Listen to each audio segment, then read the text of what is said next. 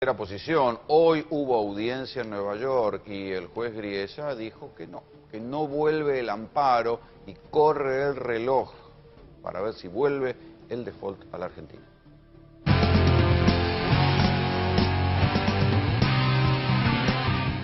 Necesitamos un stay. ¿Qué significa eso? La suspensión de la orden de ejecución de la sentencia. ¿Con qué objeto?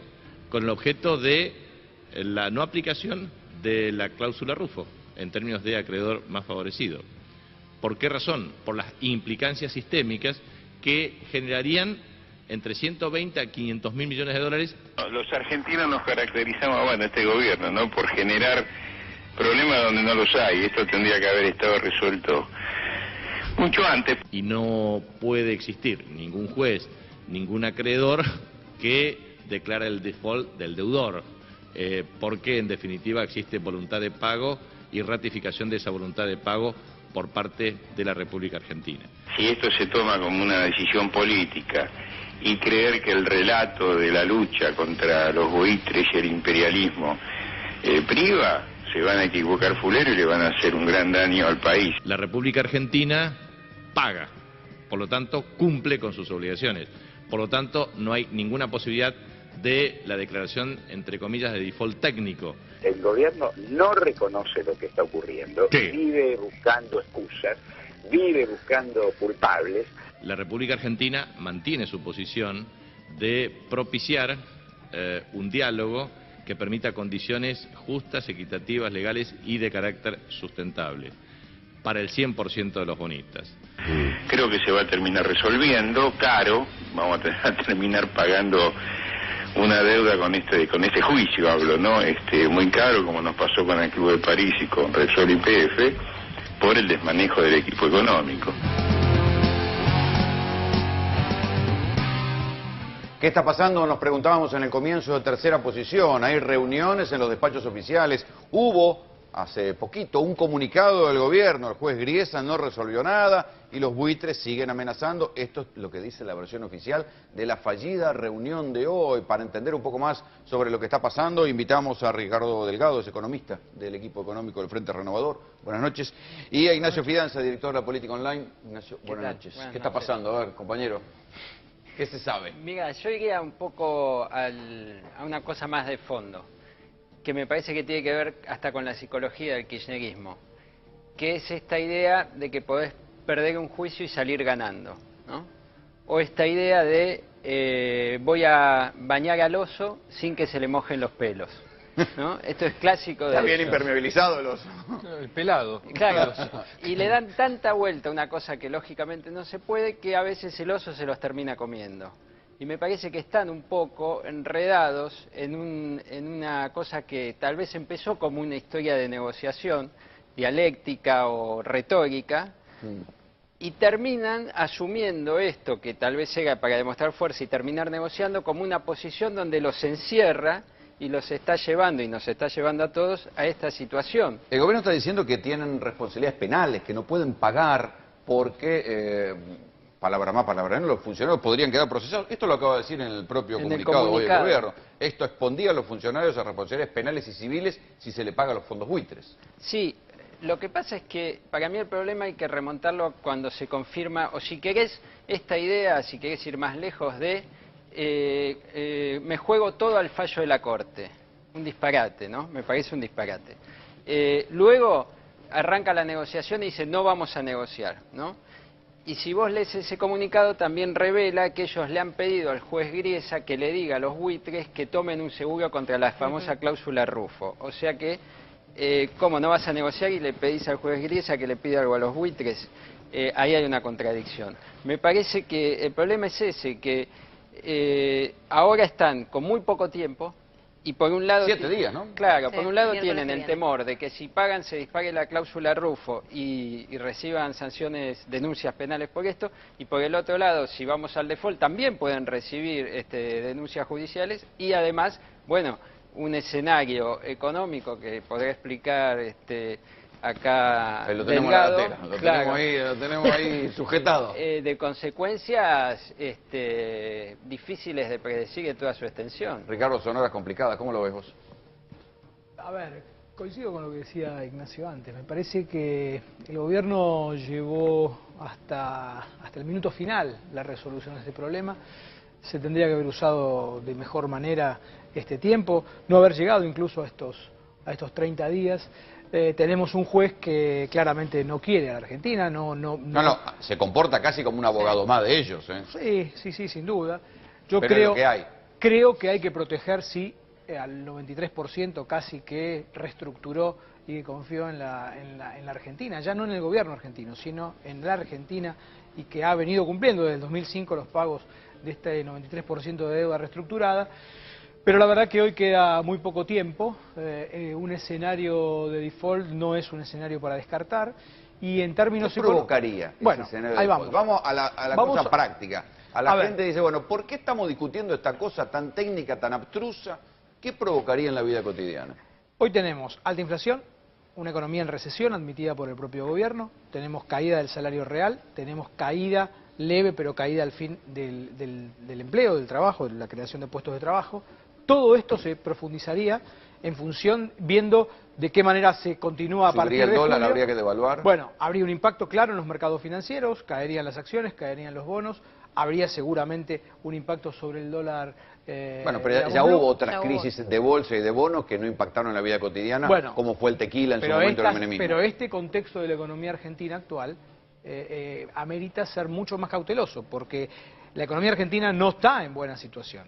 Si esto nos hubiese pasado en una situación en donde la economía argentina estaba creciendo... Bueno, en 2009, por ejemplo. Por ejemplo, en el 2009 la economía argentina tenía además muchas más reservas. Hoy la Argentina tiene un problema de falta de dólares.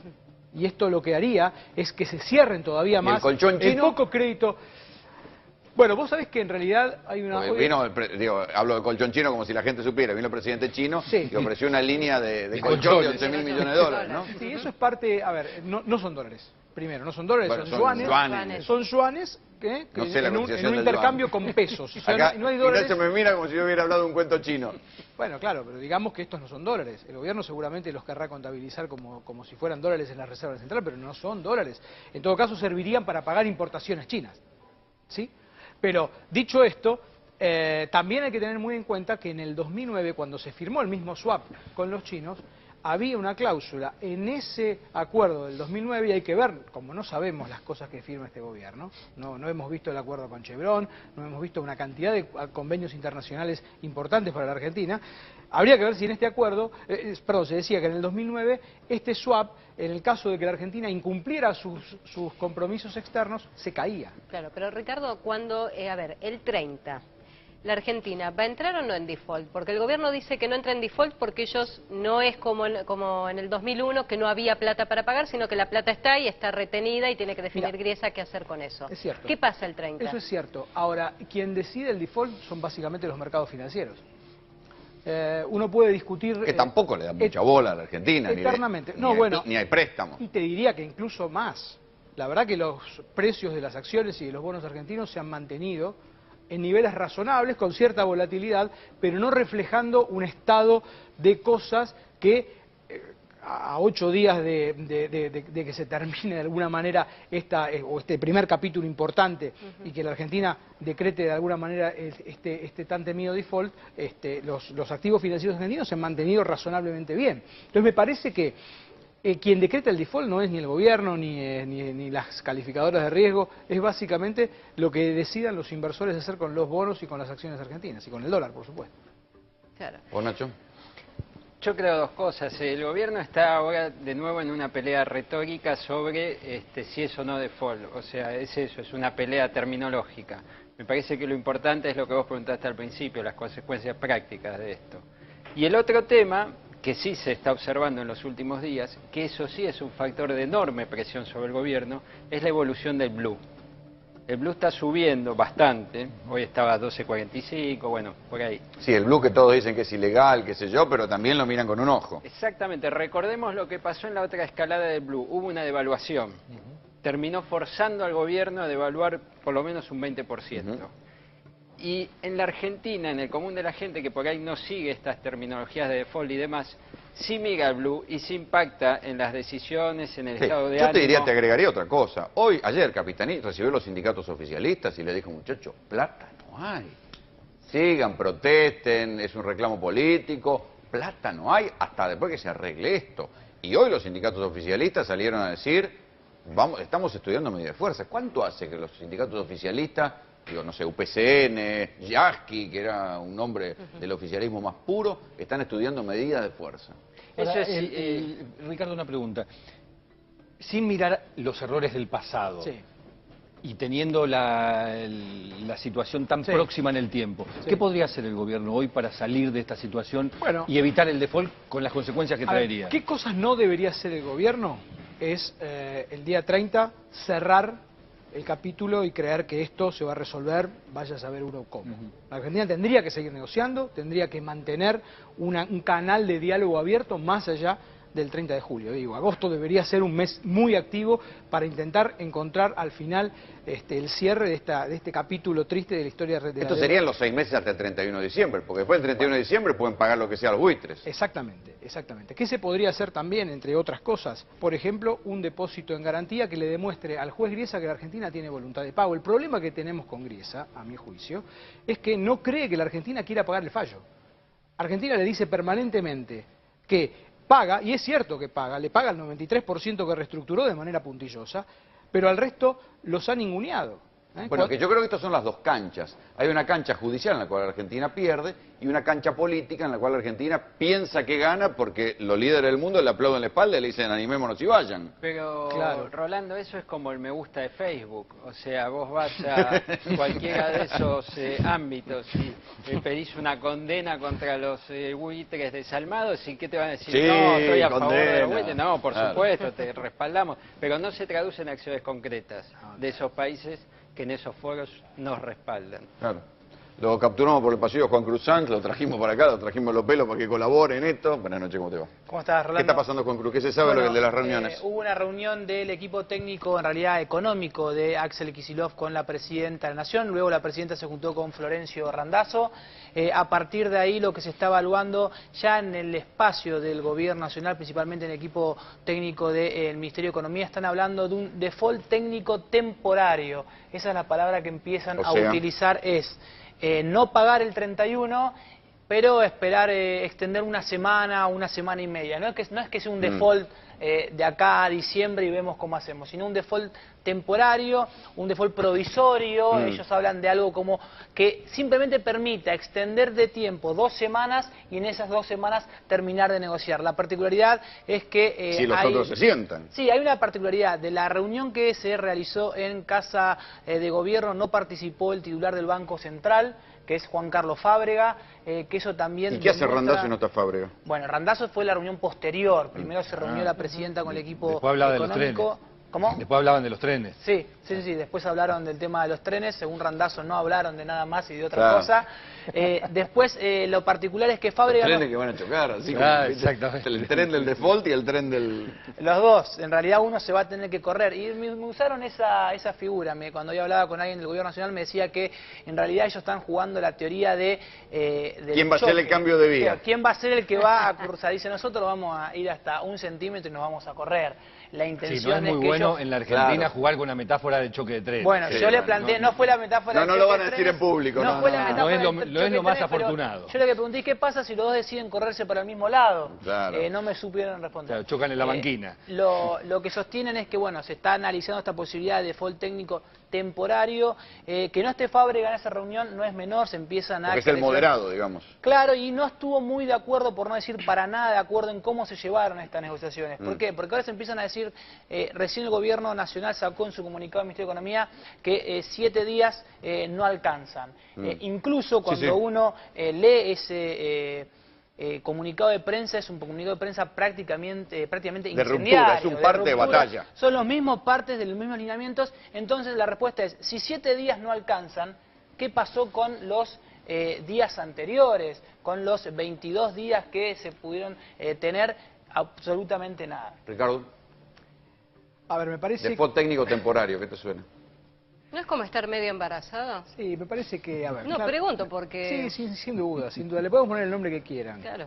El nombre es lo de menos. Me parece que el punto de fondo es que los problemas argentinos en materia económica se van a agudizar. Esto es lo que hay que tener muy en claro. Por eso yo digo, no hay que, si el gobierno decide, a ver, porque lo que no sabemos es si el gobierno tiene una estrategia de que esto sea efectivamente así. Digo, uno lee este tipo de comunicados y tiende a pensar que efectivamente es una estrategia del gobierno de romper, de acelerar, a ver si el otro arruga.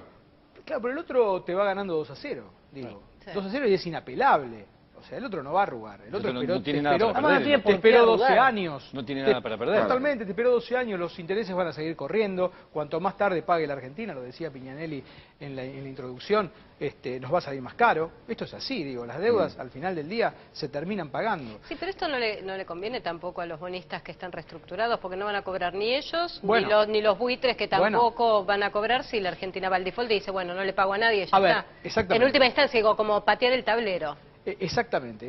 Yo lo que creo que, hay que tratar de mantener es un espacio de negociación dentro del juzgado del juez Griesa con los holdouts, con los buitres, como querramos llamarlos, para justamente dar la señal de que la Argentina no se retira de la mesa, aun cuando la decisión sea el 31 de julio no pagar. E insisto, el camino del default, a mi juicio, es el peor de los caminos.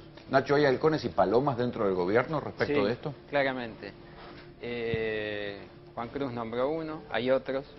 Fábrica, presidente del Banco Central, que es más moderado. Sí, hay otros que están muy en desacuerdo con esta idea de un default temporario, un default digno, técnico, exitoso. ¿Y qué hubieran hecho? Épico. ¿Qué hubieran hecho? Hubieran negociado desde el principio, no hubieran apostado todo a la Corte Suprema, pero por otro lado, esta idea del chicken game, ¿no? Un poco como ayer reflejaba el Financial Times, la película de James Dean, ¿quién se corre primero? El juego del gallina, del cobarde. Claro. ¿Quién dobla primero? En realidad es muy desigual, porque de este lado tenés un país con impactos macroeconómicos de esta decisión, y del otro lado tenés un señor que tiene fallo de todas las instancias de la justicia, y que además ha comprado créditos contra el default, o sea que si vamos al default va a ganar mucha plata, algunos estiman 100 millones de dólares solo por ese evento. Y no va a perder el trabajo. Y no va a perder el trabajo y ya tiene el fallo, o sea, ya lo tiene en el bolsillo. Entonces realmente pensar que lo vas a asustar me parece un poco ingenuo y sobre todo arriesgado, ¿no? Porque lo que se ve acá claramente es que no hubo un plan B, que es como el manual de cualquier político profesional. Generalmente tienen B, C y hasta D, ¿no? O sea, no podés creer que las cosas te van a salir siempre como vos te imaginás, y si no, bueno, y si no, perdemos todo. ¿Qué es lo que crees Me parece poco profesional. ¿Qué es lo que crees que empuja al gobierno en esta dirección? O a lo más granado del gobierno, ideología, soberbia, ignorancia, incapacidad, petulancia, ¿qué? Yo creo que, yo coincido, creo que el gobierno se jugó todo a que la Corte de los Estados Unidos tomara el caso y pasar la RUFO, saltar la RUFO el 31 de diciembre de 2014. El gobierno me parece que logra o quiere lograr con esto retomar cierta mística para su base electoral. Está bien, pero si esto se traduce en desempleo, ¿qué mística ni mística? Bueno, creo que ese es el error. Digo, a ver, creo que estas cuestiones son cuestiones técnicas, son cuestiones... Andá a echarle la culpa a los buitres de que hay recesión. Exactamente, o sea, el tema es ese, la economía argentina está en condiciones débiles, esto es así, no vamos a estar en una crisis, seguramente no. Ahora, ¿vamos a agudizar los problemas que tenemos? Seguramente sí. La cuestión de la reunión de los BRICS, ¿pueden esperar algo de un cambio de realineamiento, algo que les resuelva los créditos de China? O... No, a ver, estas son... Lo que venga va a llegar tarde. Son eventos, claro, exactamente, que tienen un impacto inmediato. Sobre todo, ¿por qué? Porque los mercados financieros son cobardes, los capitales financieros son cobardes. Y cuando, más allá de que discutamos quién tiene razón, yo creo que el fallo de Griesa es un mal fallo, que no puede ser que un juez de primera instancia en el país más importante del mundo, pero en un país decida la suerte económica de otro país. Digo, estas cosas hay que discutirlas. Esto es así, yo coincido con el gobierno en eso. Ahora, me parece que también hay que mirar que la realidad es esta. Uno no puede esconder con declamaciones y con un pedido de cambiar la arquitectura financiera internacional una realidad que es absolutamente concreta. Entonces digo, los capitales financieros son cobardes. Cuando ven que hay problemas, cuando ven que hay... huyen. Exactamente, cuando ven que hay conflicto de partes, por más que la Argentina, si se abre la caja de Pandora de la Rufo, al final del día tenga razón. Es probable que este es un pago, no es un pago voluntario, es un pago compulsivo que se le hace a la Argentina. Pero finalmente van a decir, hay problemas en Argentina, vayamos a otro lado. ¿Pero ves un escenario de conflictividad social por esto que cómo se están empezando a mover los sindicatos? Sí, totalmente, por eso te decía lo del dólar, ¿no? Cómo impacta esto y la correlación que hay entre la cercanía del default y la disparada del dólar, cómo impacta esto en los precios, cómo impacta en la tranquilidad de la gente. Y sumado a lo que vos comentabas, lo de los sindicatos, hubo un muy buen trabajo de tomada para cerrar las paritarias que aparezcan en torno al 30. Sí, no, todo lo que se preveía que se le iban a escapar, que iba a haber quilombo, pasó bastante tranquilo. Sí, está disfrazado con suplementos, Totalmente. pero hubo ese trabajo, Cristina, quédate tranquila, no, y después eso vuela por el aire por una decisión de no exceptuar al aguinaldo, y los gremios que estaban acercándose por todo este trabajo ahora están, como vos dijiste, todos en contra. Entonces, me parece que hay un patrón en el gobierno de este tipo de decisiones que no se entienden. ¿Le puede costar caro a Kicillof esto? Yo creo que sí, carísimo. ¿Cómo no te va? Ya es el padre de la recesión, ¿no? Y ahora va a ser el padre del default. Él dirá, bueno, es un default técnico, de unos pocos meses, hay que verlo. Además, la cláusula Rufo vence en diciembre, no vence en 15 días. O sea que el problema... ¿Son 6 meses? El problema lo seguís Donde teniendo. va a haber fragatas libertad desembargada por todos lados. No, además, Rolando, los que puede también, y los que están sufriendo con esta situación y a los que también les puede jugar bastante complicado es a los candidatos del oficialismo, que tienen que empezar a hacer una campaña presidencial cuando se suponía que la economía iba a estar ordenada o que iban a dejar algo con los problemas que sabemos que ya tiene el gobierno nacional, inflación, la recesión, el dólar, pero que dentro de todo se iba a tratar de mantener un lineamiento en esa conducción, que es algo que venía haciendo casi con tranquilidad. Ahora se encuentran con esta situación y, repito, hay que hacer campaña. Hay que hacer campaña con un vicepresidente procesado, con una conflictividad social, como dice Ignacio, en ascenso, y un tema económico que no se resuelve con un default técnico casi ahí en la puerta. Prácticamente Florencio Randazzo y Daniel Scioli no la tienen para nada fácil. Muchachos, muchas gracias por venir. A ustedes, gracias. Mientras tanto, en la calle están los precios, están los artículos, están los precios cuidados y cómo la gente...